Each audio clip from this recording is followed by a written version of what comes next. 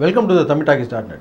இன்றைக்கி நம்ம திரை விமர்சன நிகழ்ச்சியில் இயக்குனர் ஆண்டனி இயக்கத்தில் வெளியே வந்திருக்கிற ஒரு நாள் இரவில் படத்தை பற்றி பார்க்க போகிறோம். ஒரு நாள் இரவில் மலையாளத்தில் வெளியே வந்த ஷட்டர் படத்துடைய ரீமேக் தான் இது அப்படிங்கிறது உங்கள் எல்லாருக்குமே தெரியும்.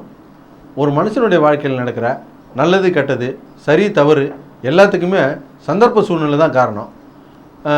ஒரு மனுஷன் வாழ்க்கையில் தவறே செய்யாமல் கூட இருந்துடலாம், ஆனால் தடுமாறாமல் இருக்க முடியாது அப்படிங்கிறத மையமாக வச்சு தான் இந்த படத்தை எடுத்திருக்காங்க. எல்லாமே சரியாக இருக்கணும், எல்லாருமே சரியாக இருக்கணும் அப்படின்னு நினைக்கக்கூடிய ஒரு மனுஷன் அவன் வாழ்க்கையில் அவன் ஒரு தவறு செஞ்சிடறான். அந்த தவறுலேருந்து அவன் மீண்டு வந்தானா இல்லையா அப்படிங்கிறத திகில் படம் மாதிரி எடுத்திருப்பாங்க. அடுத்து என்ன நடக்குமோ அப்படின்ற ஒரு ஆர்வத்தை தூண்டுற மாதிரியே இருக்கும் அந்த படம். அந்த படத்தில் ஸ்ரீனிவாஸ், லால், சுஜாதா எல்லாம் பண்ணியிருப்பாங்க. தமிழில் சத்யராஜ், யூகி சேது, அனுமோல், அப்புறம் வருண்னு ஒரு பையன் ஆட்டோ டிரைவராக நடிச்சிருக்கான், எல்லாம் பண்ணியிருக்காங்க. மலையாளத்தில் அந்த படம் 2 மணி நேரம் 15 நிமிஷம் ஓடும். தமிழில் 1 மணி நேரம் 50 நிமிஷம் தான் ஓடுது. மலையாள படத்துக்கும் தமிழ் படத்துக்கும் டியூரேஷனு ஒரு 25 நிமிஷம் வித்தியாசம் வர்றதுனால மலையாள படத்தில் இருக்கிற சீனை நிறையா சீனை வெட்டிட்டாங்களோ அப்படின்னு நீங்கள் கூட நினைக்கலாம். ஆனால் மலையாள படத்தில் வர்ற எல்லா சீனுமே இந்த படத்துலையும் இருக்குது. ஆனால் மலையாள படத்தில் எல்லா சீனையுமே எல்லா கேரக்டரையுமே ரொம்ப டீட்டெயிலாக சொல்லியிருப்பாங்க. தமிழில் எல்லா சீனையுமே கொஞ்சம் சுருக்கமாக சொல்லியிருப்பாங்க. ஒரு சீனை ஒரே ஷாட்டில் கூட எடுக்கலாம், 50 ஷாட் போட்டு கூட எடுக்கலாம்.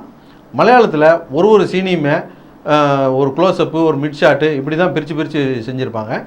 தமிழில் ரொம்ப குறைவான ஷாட்ஸையும் ரொம்ப குறைவான லென்த்தையும் வச்சு பண்ணியிருக்காங்க. குறிப்பாக சொல்லப்போனால் மலையாளத்தில் ஹீரோயினும் மீட் பண்ணுற ஃபஸ்ட்டு அந்த பஸ் ஸ்டாப் சீனே ஹீரோயின் எப்படிப்பட்டவங்க, ஹீரோ அவங்கள பார்த்த பிறகு எப்படி மனசு மாறுறாரு அப்படிங்கிற விஷயத்த ரொம்ப டீட்டெயிலாக எடுத்திருப்பாங்க. அதே தமிழில் எப்படி எடுத்திருக்காங்க அப்படிங்கிறது நீங்கள் படத்தை பார்த்தீங்கன்னா தெரியும். அதுக்கு இன்னொரு காரணம், இந்த படத்தோடைய எடிட்டரே இந்த படத்துக்கு டைரக்டராக இருந்தது தான். இந்த படத்தில் இந்த சீனில் இதை தான் சொல்ல வர்றோம், இதுக்கு இவ்வளோ இருந்தால் போதும் அப்படின்னு சொல்லிட்டு டைரக்டர் நினச்சிருக்காரு. இந்த படத்துக்கு வேறு ஒரு டைரக்டர் இருந்திருந்தாருன்னா இந்த சீனுக்கு இன்னொரு 2 க்ளோஸ்அப் போடலாம், இந்த சீன் இன்னும் கொஞ்சம் லென்த்தன் பண்ணிக்கலாம் அப்படின்னு சொல்லியிருக்க வாய்ப்பு இருக்குது. இவர் எடிட்டரே டைரக்டராக இருந்ததுனால இதை இவ்வளோ சொன்னால் போதும் அப்படின்னு முடிவு பண்ணிட்டாரு என்னமோ தெரியல.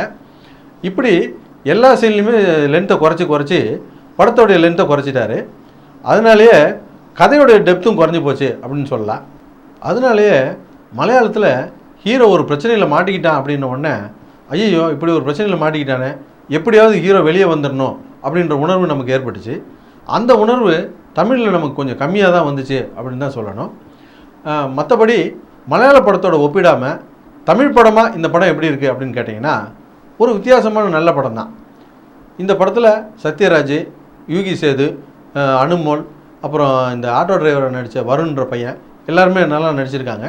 மொத்தத்தில் இந்த படம் எப்படி இருக்குது அப்படின்னு கேட்டிங்கன்னா, சினிமாவே முழுக்க வியாபாரமாகி போயிட்டு இந்த காலகட்டத்திலையும் மலையாள சினிமாவில் மட்டும்தான் யதார்த்தமான தரமான படங்களை இன்றைக்கு வரைக்கும் எடுத்துக்கிட்டு இருக்காங்க அப்படிங்கிறதுல எந்த மாற்று கருத்தும் இருக்க முடியாது.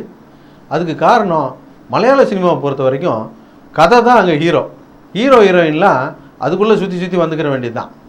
ஆனால் தமிழ் சினிமாவை பொறுத்த வரைக்கும் நம்மளே கூட ஒரு வட்டத்துக்குள்ளே தான் இருக்கோம்.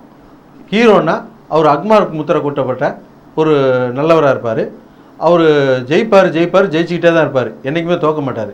ஆனால் யதார்த்தத்தில் ஒரு மனுஷன் ஜெயிக்கிறது தோக்கிறது எல்லாமே சகஜம்தான். ஆனால் அதை நம்ம ஏற்றுக்கிறதே கிடையாது. ஆனால் மலையாள சினிமாவை பொறுத்த வரைக்கும் யதார்த்தத்தை தான் படமாக எடுப்பாங்க. இந்த யதார்த்தத்தை புரிஞ்சுக்கிட்டு என்றைக்கு நம்ம இந்த மாதிரியான படங்களை வரவேற்கிறோமோ அப்போ தான் தமிழ் சினிமாவிலும் இந்த மாதிரியான யதார்த்தமான படங்கள் வர ஆரம்பிக்கும். அதுக்காகவாவது இந்த படத்தை தேட்டரில் போய் பாருங்கள். இந்த படத்துக்கு யூ சர்டிஃபிகேட் கொடுத்துருக்காங்க. இருந்தாலும் பெரியவங்க போய் பாருங்கள், நிச்சயமாக ஒரு வித்தியாசமான அனுபவத்தை கொடுக்கும். எங்களுடைய நிகழ்ச்சிகள் உங்களுக்கு பிடித்திருந்தால் உடனுக்குடன் கண்டு மகிழ கீழே உள்ள சப்ஸ்கிரைப் பட்டனை அழுத்தவும். எங்களுடைய நிகழ்ச்சிகள் உங்களுக்கு மிகவும் பிடித்திருந்தால் உங்களுடைய நண்பர்களுக்கும் ஷேர் செய்யவும். நன்றி.